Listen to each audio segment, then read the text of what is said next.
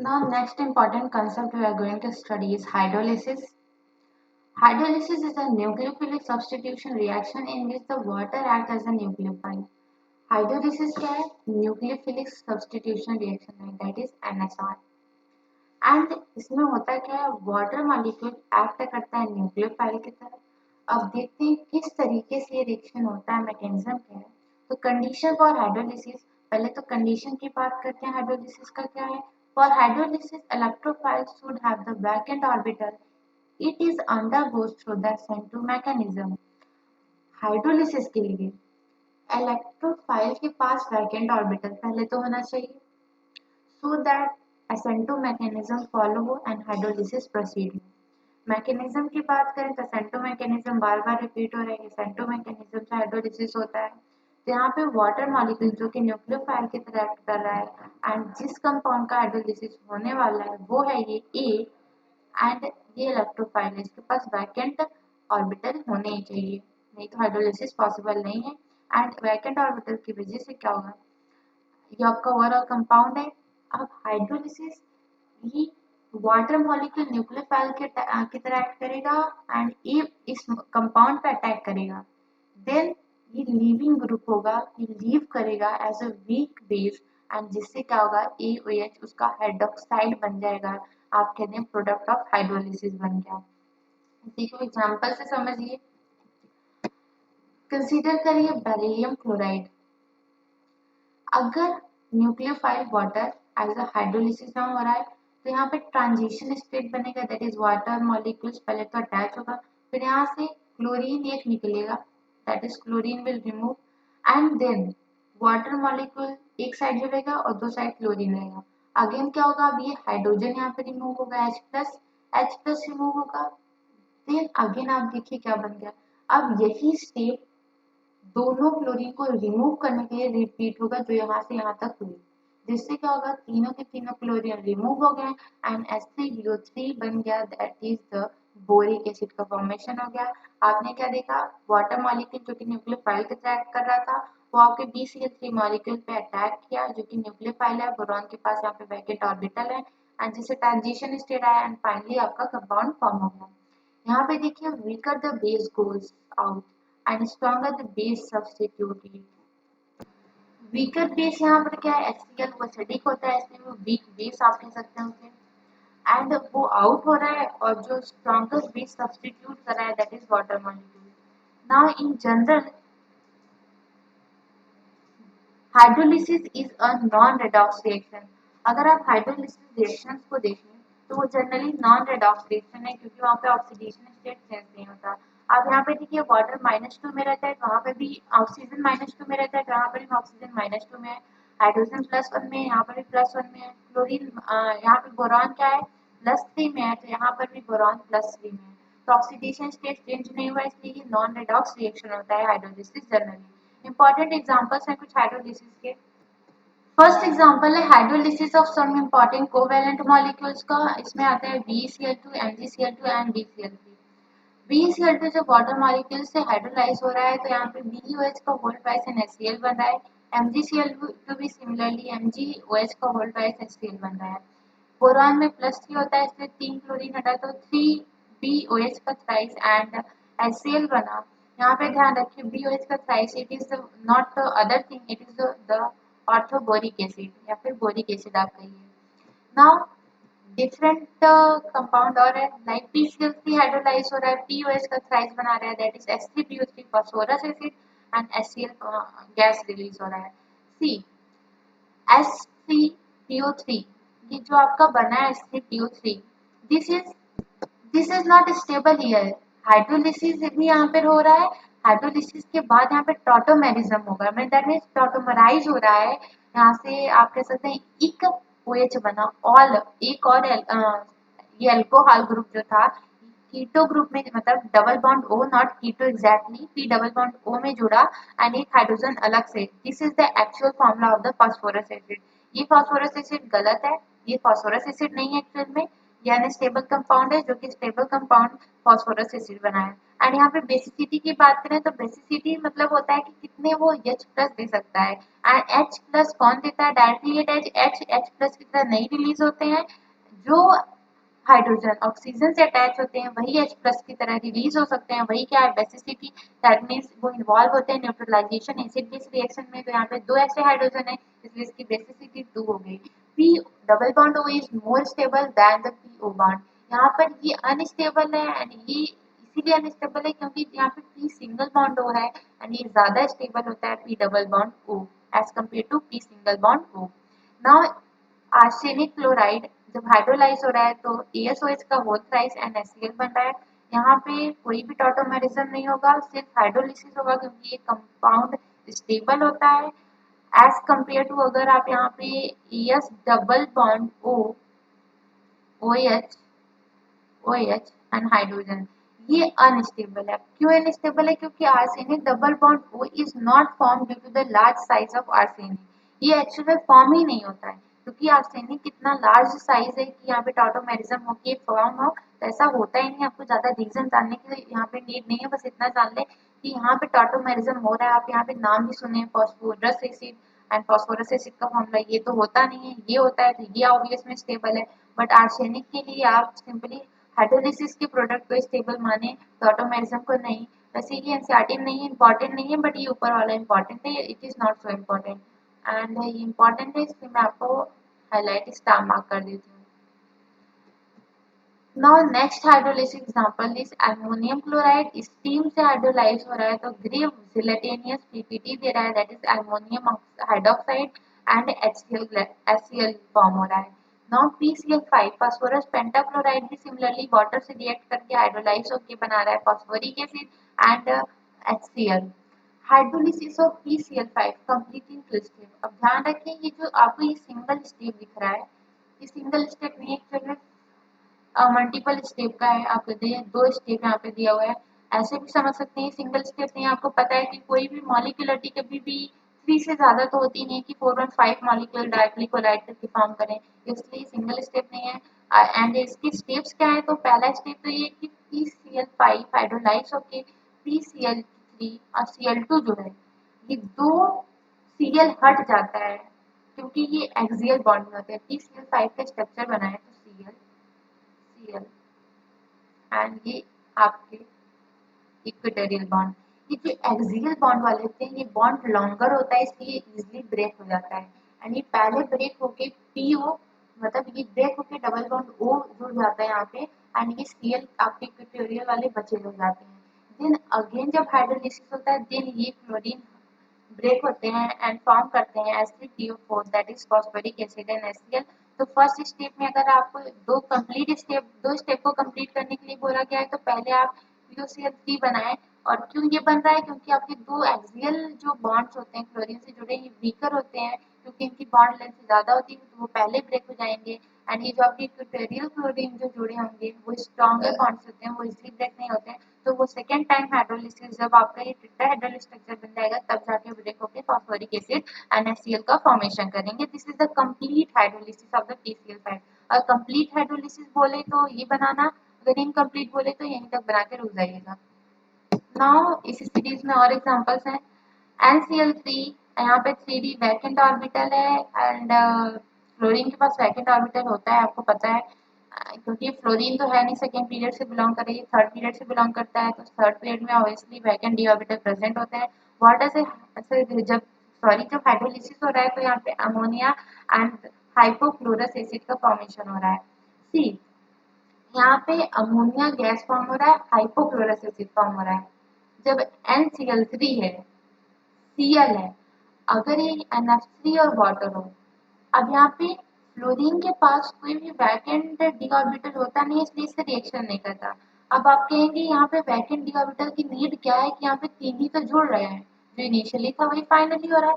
But ऐसा नहीं है, आप जब मैकेनिज्म यहाँ पे पढ़ रहे थे मैकेनिज्म में आप देखिए ऐसा ट्रांजिशन स्टेट आया था जहाँ पे एक बॉन्ड और बना था दैट इज 4 बॉन्ड साथ में बने थे। एंड 4 बॉन्ड कब बनेंगे? आपने मतलब बॉन्ड को ये एक्सपैंड कब करेगा, जब इसके पास वैकेंट 3d ऑर्बिटल होगी। और फ्लोरीन के पास वैकेंट 3d ऑर्बिटल नहीं होता है क्योंकि सेकेंड पीरियड के एलिमेंट्स है, एंड इसी वजह से NH3 हाइड्रोलाइज नहीं होता due to the absence of the vacant orbital in the valence shell of the nitrogen, not nitrogen, in the valence shell of the vacant orbital in the valence shell of the fluorine।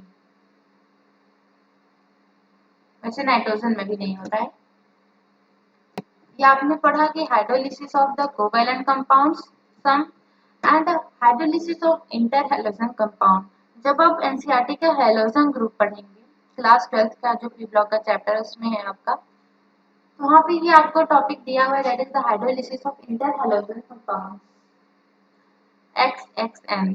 Interhalogen compounds क्या है, दो halogen molecules के बीच में bond जब बनता है तो उससे जो कंपाउंड बनता है उसी को इंटरहैलोजन कंपाउंड कहते हैं। अब XXN इसलिए लिखा है कि XX भी होता है, XXC भी होता है, XX5 भी होता है, XX7 होता है, इसे कॉमनली N लिख दिया गया है। Where X is the larger size halogen less EN atom and X dash is a small size halogen more EN atom। अब यहाँ पे आपको जो XX dash दिख रहा है, X क्या होता है, लार्ज साइज हेलोजन होता है, लेस EN। आप ऐसे ही एक मैं ट्रिक बता रही हूँ याद करने का। ट्रिक क्या, वही कॉन्सेप्ट ही है। अगर आप कोई भी कंपाउंड लिखते हैं, आप लिखिए लाइक BF3 लिख दीजिए, तो बोरॉन क्या है, लेस ईएन वाला है, लेस ईएन वाले को आप पहले लिखते हैं एंड मोर ईएन वाले को आप बाद में लिखते हैं मोस्ट ऑफ द केसेस में। तो जो आपके मोर लेस ईएन वाले हैं, वैसे इंटरहैलोजन कंपाउंड में एक्स जो होता है वो लेस ईएन वाले होते हैं, इलेक्ट्रोनेगेटिव एटम, एंड जो एक्स डैश होता है वो मोर इलेक्ट्रोनेगेटिव एटम होते हैं, मोर इलेक्ट्रोनेगेटिव हेलोजन है यहाँ पे, जैसे कि एक्स एक्स डैश है यहाँ पे। तो ClF, तो Cl जो एक्स है ये Cl है, एंड एक्स डैश जो वो फ्लोरीन है। तो फ्लोरीन मोर इलेक्ट्रोनेगेटिव या फिर स्मॉल साइज हेलोजन होता है, and chlorine less electronegative large size halogen है as compare to the fluorine.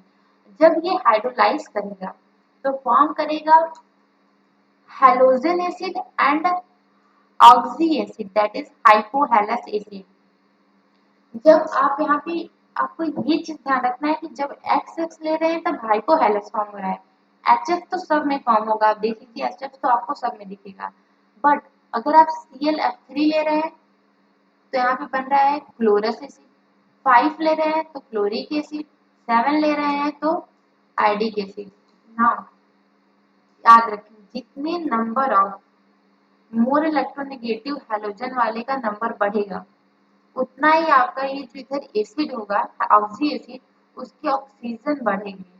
Like IF7 में F7 है तो HiO4 बना, दैट इज पर आयोनिक एसिड, पर एसिड बना। बट यहाँ ClF5 है इसलिए यहाँ पे इक एसिड बना, एंड F3 है इसलिए यहाँ पे क्लोरस बना, एंड F1 है इसलिए यहाँ पे हाइपोक्लोरस बना।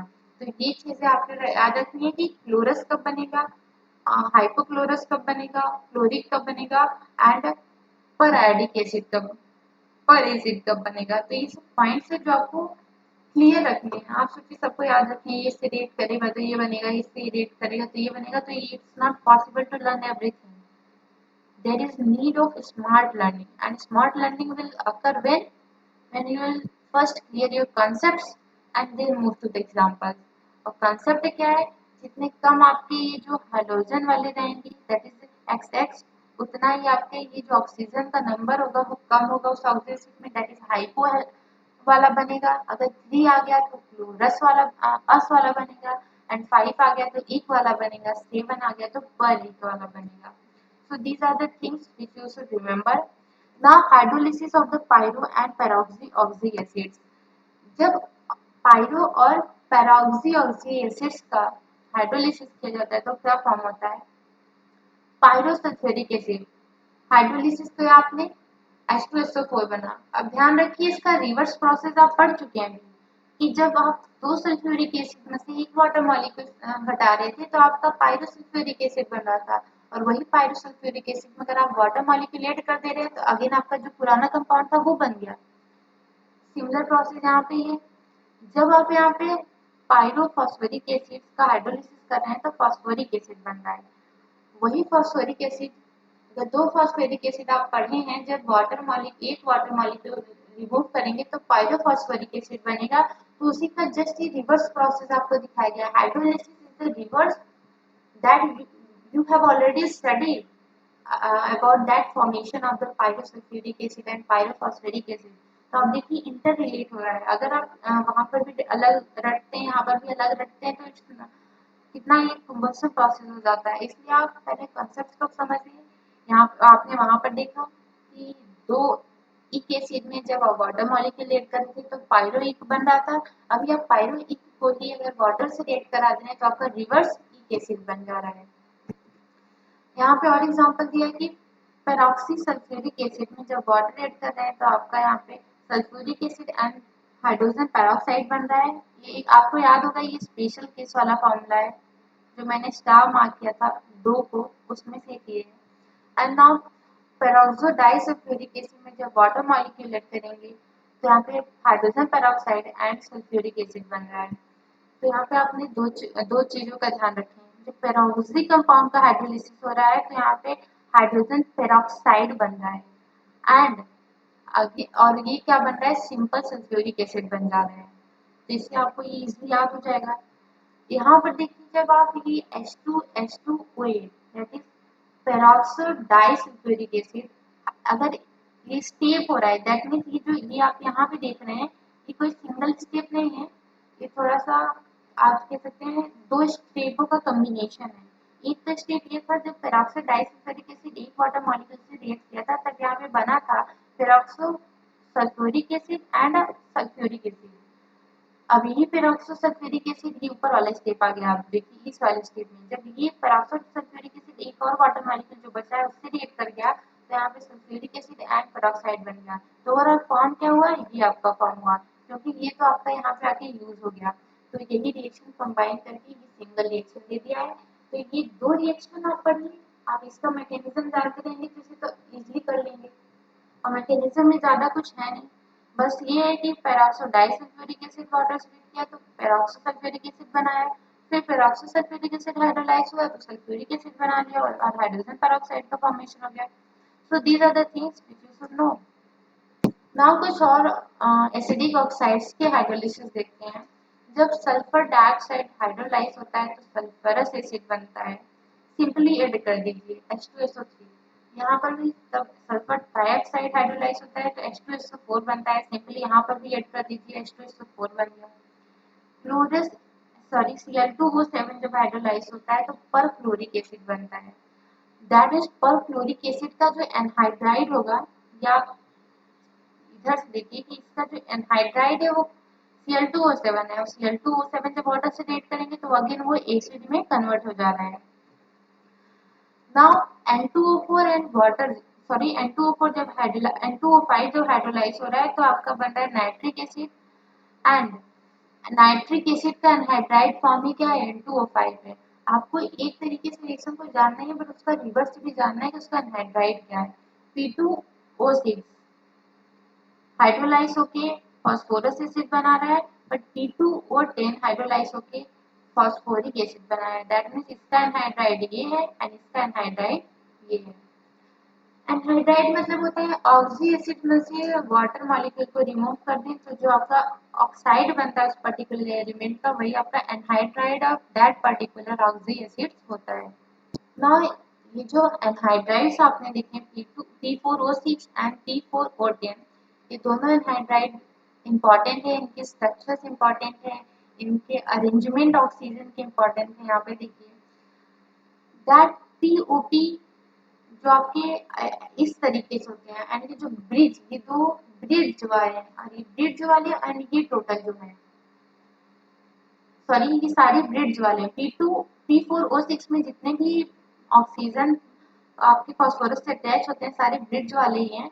इसमें 6 POP बॉन्ड है एंड PO बॉन्ड एब्सेंट होता है इसमें। बट P4O10 की बात करें तो यहाँ पे ब्रिड्ज वाले आपके हैं 1 2 3 4 5 6 आपके POP हैं एंड 4 आपके PO बॉन्ड है। यू कैन सी हियर 4 आपके क्या है, PO बॉन्ड है। 1 2 4।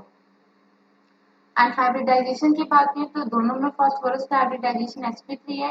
आप एक फास्फोरस को पकड़िए, 1 2 3 और एक लोन पेयर, तो overall 4, that means sp3।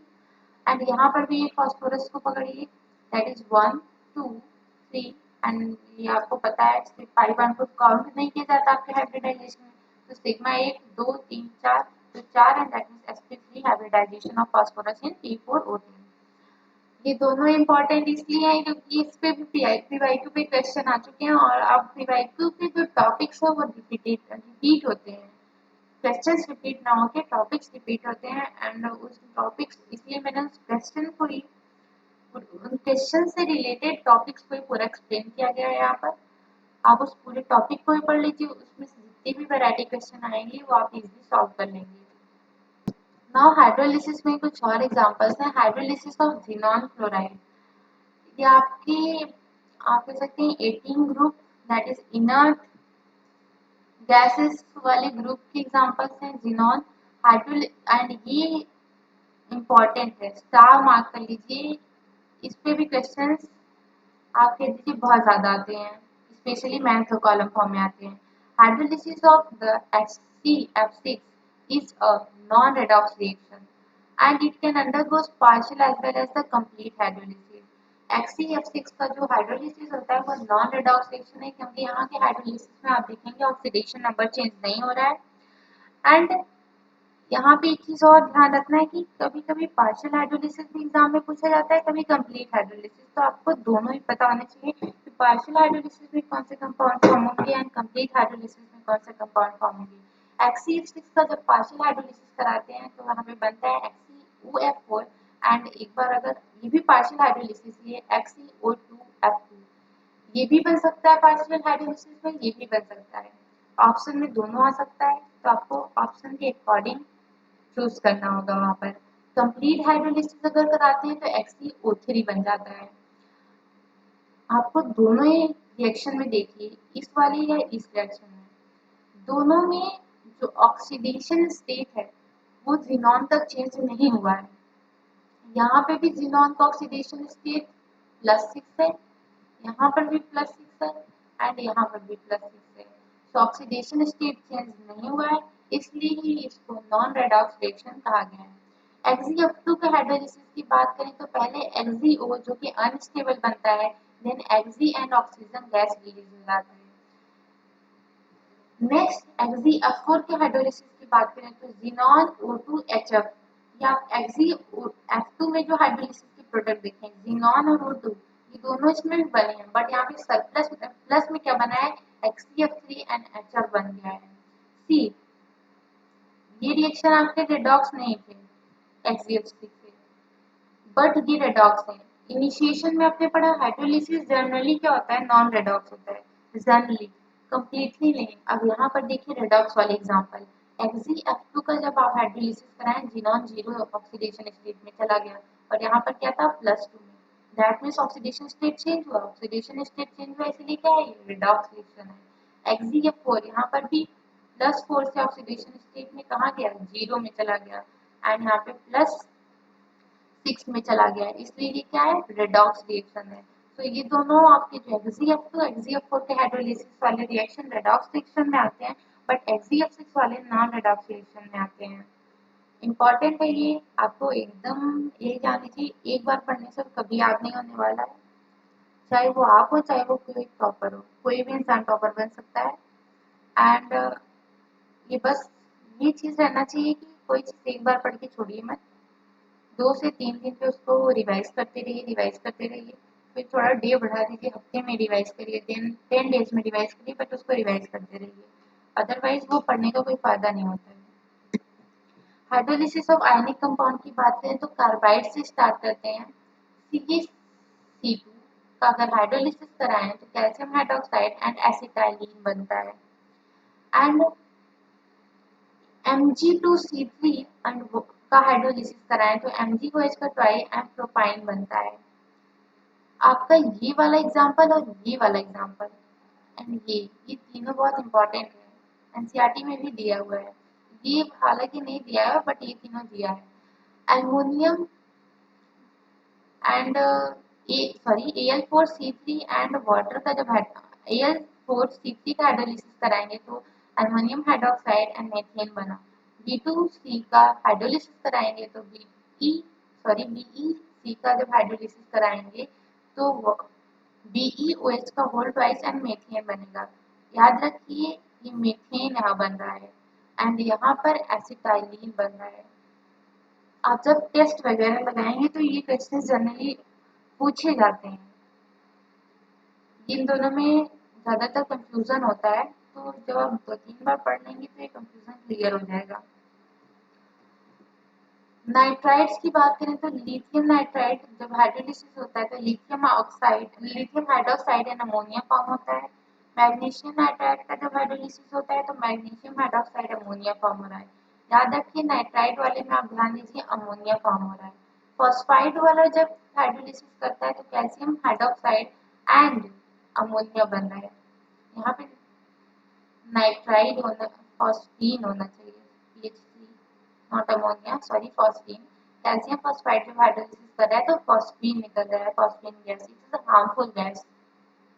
Now hydrolysis में लास्ट टॉपिक जो है हमारा hydrolysis of the non metal and halogens and ये आप रेडॉक्स में भी पढ़ेंगे एंड पी ब्लॉक में भी पढ़ेंगे।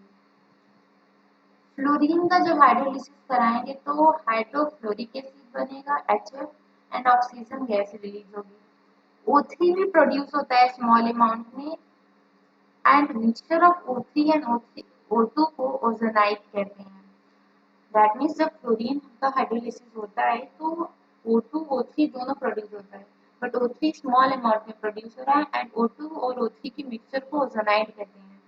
Fluorine is the only non-metal that can oxidize water as it is a powerful oxidizing agent. Other halogen and non-metals undergo disproportionation with water in basic medium, that is redox reaction. Fluorine non-metal है, वही एक इकलौता non-metal है fluorine, chlorine, bromine, iodine में से जो कि water को ऑक्सीडाइज करता है, इसलिए फ्लोरीन क्या है, पावरफुल ऑक्सीडाइजिंग एजेंट है। एंड अदर जो हैलोजेंस होते हैं वो डिस्प्रोपोर्शनेशन रिएक्शन शो करते हैं वाटर के साथ बेसिक मीडियम में। यहाँ पे आप देखिए फ्लोरीन वाटर के साथ डिस्प्रोपोर्शनेट हो जा रहा है HCl, यहाँ पे -1 है एंड यहाँ पे आपका फ्लोरीन का +1 है एंड यहाँ पर क्या है आपका, इसका है आपका 0 से +1 है -1 में हो जा रहा है, या फिर यहाँ पे आप देखें तो यहाँ पे +7 है। अब यहाँ पे दो चीजें आती हैं, ये कब बना, इस केस में कब, जब cold and dilute NaOH and hot and concentrated NaOH लिया गया।